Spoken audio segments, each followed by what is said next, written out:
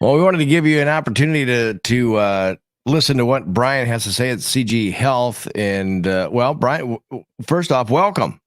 Hey, thank you, Jay. Appreciate it. Happy to be here. Yeah, so it's been golly about a month. I think we've probably last time we talked. Oh, a couple weeks, I think. Yeah, Time flies right now. yeah, exactly. Everybody's busy doing different things, and but give people an update of kind of what's going on with the vaccine's been the big talk here since the beginning of the year. Yeah, vaccine is definitely it's the primary point that we continue to work on in our office. I mean, it's every single day. We've got a clinic going on today. We've got a clinic going on Friday. Then we've got a closed pod point of distribution clinic going on Saturday. So I mean, we're pushing out more and more doses. This week we're doing close to 3,000 doses. So that definitely puts a dent in what we're trying to get out there. So I do want to encourage people as we now start to receive some Pfizer vaccine along with our Moderna allocation. We've got more vaccine, and that's a good thing. So people should, if they're looking for it, we've got it. Yeah, well, I know because I mean that's up quite a bit. You said 3,000 before, weren't you getting like what, maybe 200?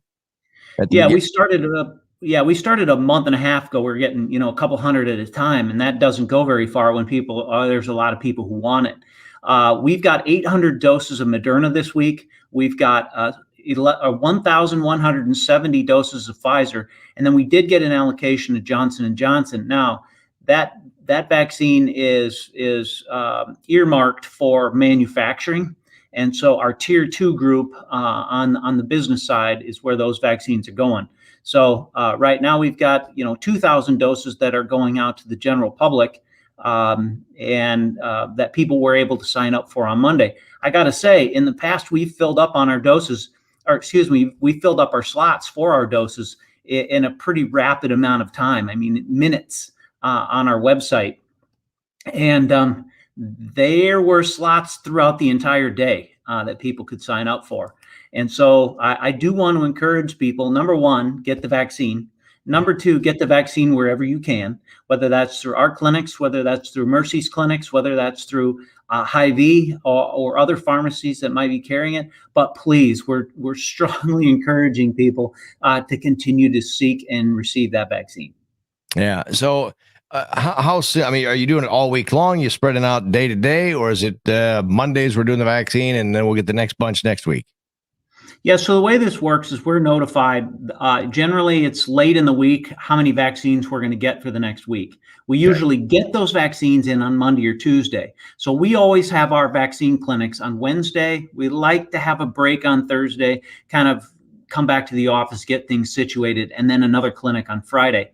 As vaccine continues to come in, we'll host clinics whenever we need to, and so we're right now, like today, we're doing this week it's Wednesday, Friday, and Saturday. It's been that way pretty much for the last month or so. Okay, all right. And scrolling across the bottom, we're also on the YouTube page with 98.7 Kiss Country. You can check out for more information. You can go to thecghealth.com. And now, is that where you want people to go to get signed up and registered to get this vaccine?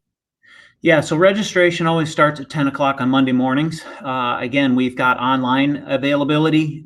We also have availability through our call-in center, which, we know that people have struggled to get through because we only have a certain number of phone lines coming in. I also want to point out, so our colleagues at Mercy One they've got a list started, and they're going through that list. We're providing allocation to the hospital to begin doing vaccines through their hospital as well. People don't need to be a patient with Mercy One to get on that list and to be brought in to receive that vaccine. Mercy One, once they receive that vaccine, will go through their list and then determine who they're bringing in. They're focusing on the 65 and over group, and so we'll continue as promised that we will push out vaccine to those 65 and older as long as we need to before we move on to the next group. Now, is it just people that are in Saragota County? People from outside of Saragota County can sign up for this? I mean, a 9-county area? What are we talking here?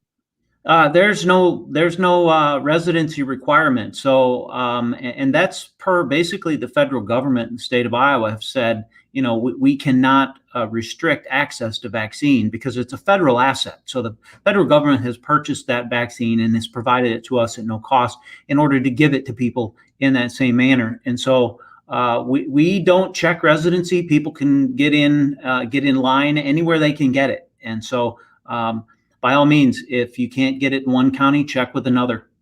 Do you know what percentage around here, Brian, that has been vaccinated already?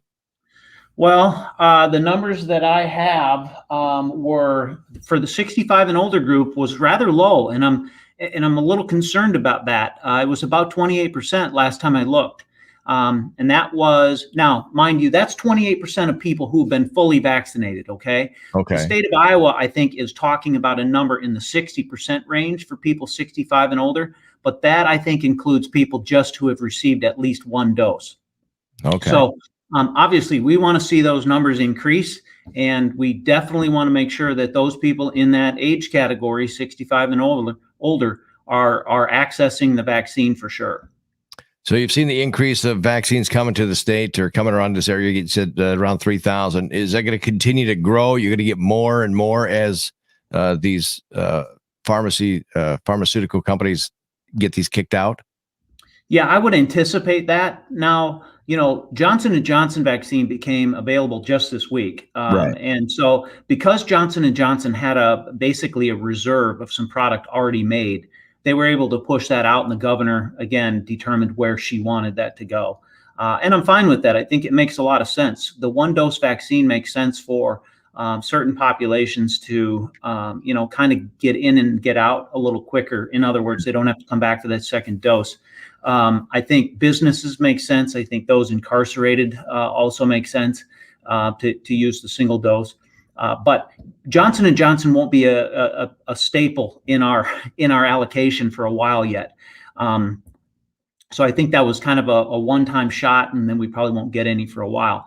Which brings up a point, Jay. I mean, I want to stress to people that right now availability is there for at least Moderna and Pfizer in our county, and I think that will maintain.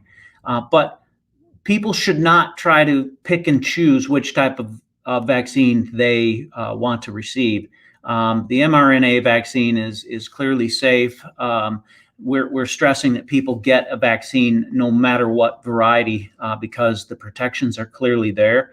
And the alternative is, if you don't get vaccinated, I mean, obviously there's serious implications for illness all the way to, death. So it is very important we stress that people get out there and get vaccine no matter what kind or variety. So if I get the Moderna shot for the first round, and I have to have the second round is going to be a Moderna shot too, right? It's not going to be a Pfizer shot. Yeah, that is correct. You cannot interchange the two different types of vaccines. And so we're also stressing that wherever you get your first shot, you should get your second shot. So if you come to our location and receive your first shot, we will give you a scheduled time when you will come back and get your second shot. And we ask people to really try to stick with that. Same with Mercy. So if Mercy's giving out Moderna vaccine, which I think they have this week, they want to make sure that they're doing the follow-up with with the people they give vaccine to, and those people who will need to go back there for their boost dose. All right. So there you go. A little bit of an update. Again, you can always go to cghealth.com to get more information or any questions. Feel free to give them a call. Brian, I really appreciate your time and keeping us up to date and how we're doing things locally here. Yeah, sure. Happy to do it, Jay, and look forward to our next time.